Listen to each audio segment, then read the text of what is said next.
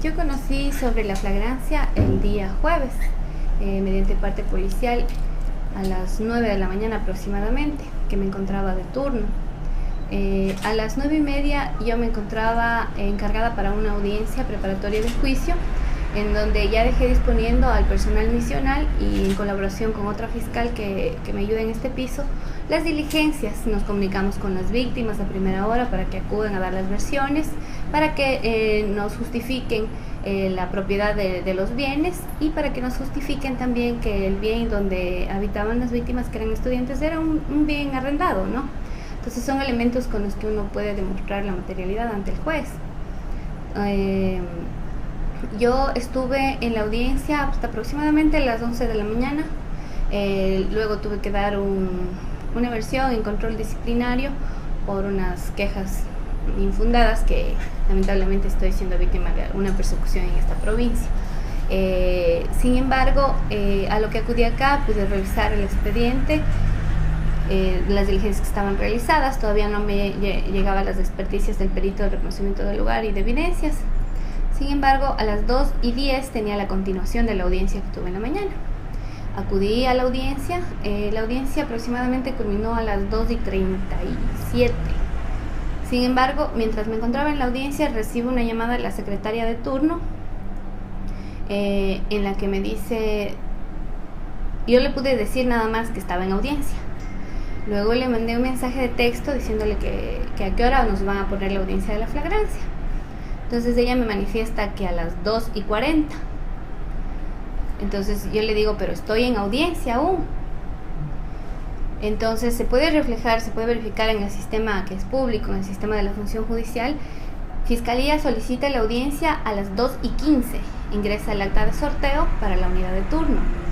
A las 2:36 existe la providencia judicial que señala para las 2:40 la audiencia, sin dar tiempo a Fiscalía, mientras yo me encontraba en otra audiencia, de poder notificar a testigos, a las víctimas, a los agentes policiales. Sin embargo... ¿Es normal, pero esto, o sea, siempre pasa esto? No, siempre se coordina previo, ¿Cuánto y nos tiempo? dan una media hora o hasta una hora, porque incluso estábamos dentro de las 24 horas que podía el juez señalarnos incluso después de las 5 de la tarde esta diligencia, ¿no?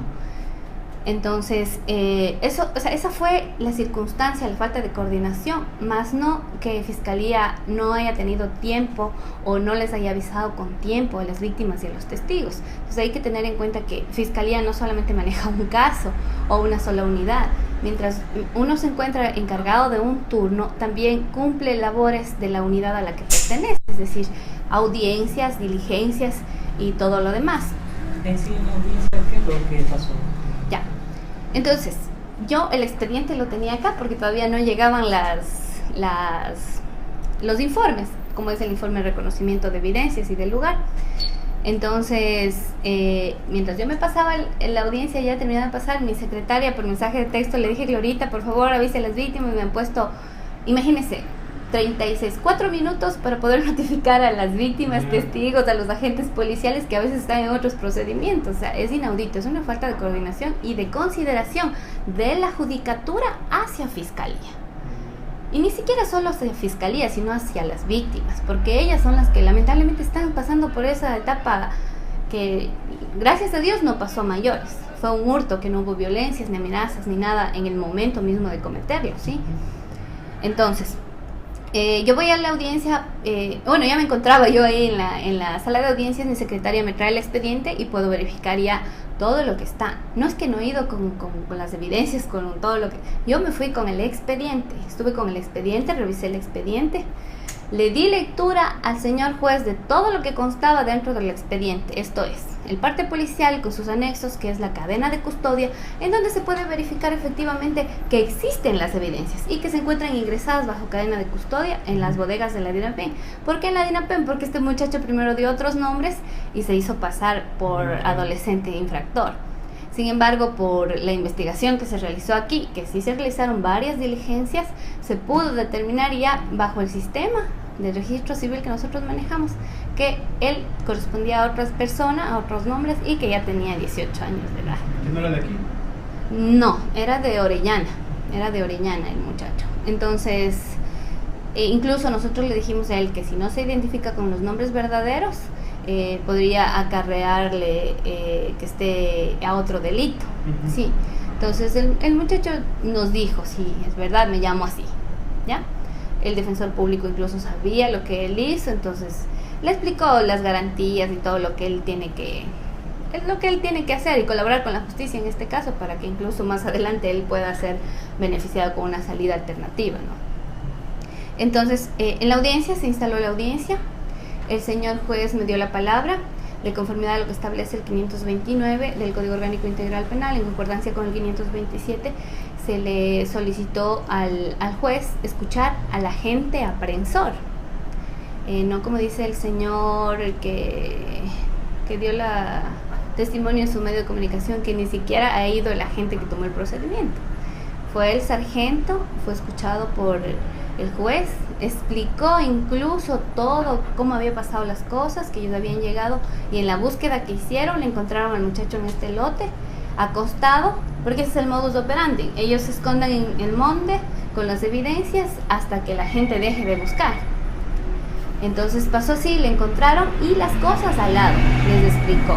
Incluso yo le di lectura que dentro del parte policial consta la cadena de custodia que se encuentra ingresada en la bodega de la PJ y que el sargento de criminalística había procedido a hacer el peritaje de avalúo y reconocimiento de evidencias, que es un elemento más que ya no son solamente indicios, sino una vez sometidos a pericia ya son evidencias para el juez, que constan dentro del expediente, que incluso el señor juez, es verdad, me dijo, ¿y las evidencias dónde están? Le dije, están en cadena de custodia, en las bodegas de la Policía Judicial, que incluso consta el reconocimiento de evidencias, señor juez, por lo tanto no hay necesidad. Y bueno, el juez me dijo que yo tenía que llevar las evidencias, que yo sé que él pide las evidencias en este tipo de delitos. Sin embargo, en la normativa penal vigente, el Código Orgánico Integral Penal o alguna directriz o resolución emitida por el Consejo de la Judicatura o Fiscalía, en ningún momento establece que la Fiscalía tenga que llevar ese tipo de evidencias.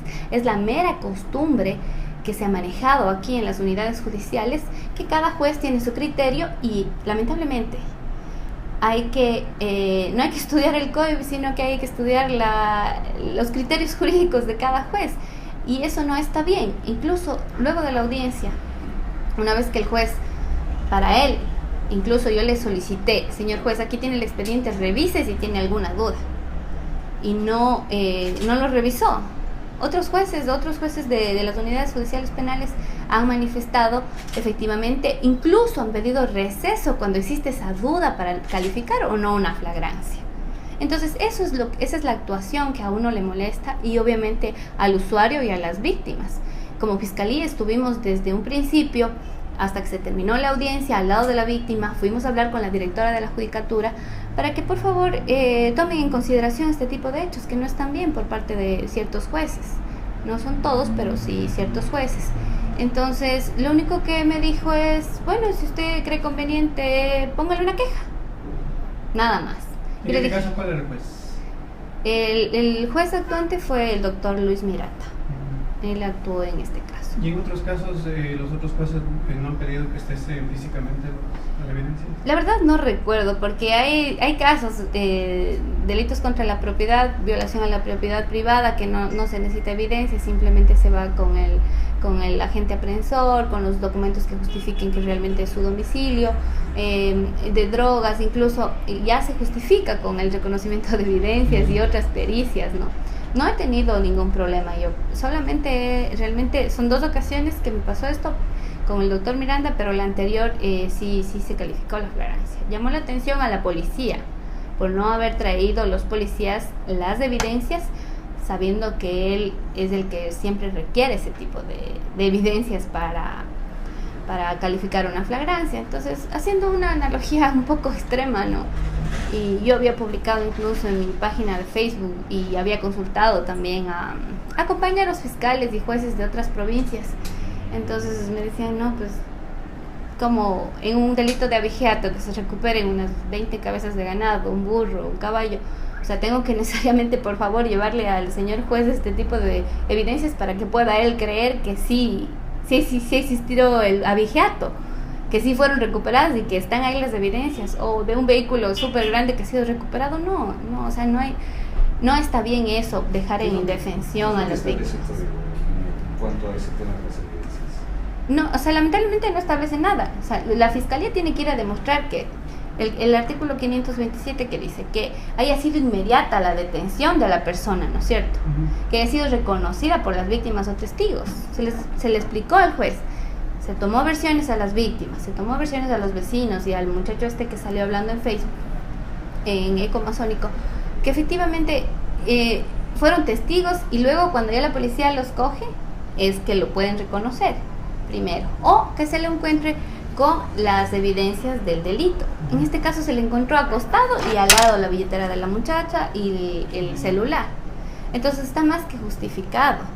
Entonces eso le digo, por una cuestión que no está en la norma, por una cuestión de criterios jurídicos que van más allá de lo que establece la ley, que debemos demostrar materialidad y responsabilidad, hemos demostrado abundantemente como fiscalía y hemos dado un trato preferencial a las víctimas. Incluso se le solicitó al juez que, en vista de que no ha calificado la flagrancia, por lo menos disponga la devolución en base a las pericias y a las versiones que están en el expediente, se devuelva a la víctima, porque es un estudiante que necesita su celular, que necesita sus documentos, su tarjeta para comprar el pasaje para ir a la ciudad de Quito.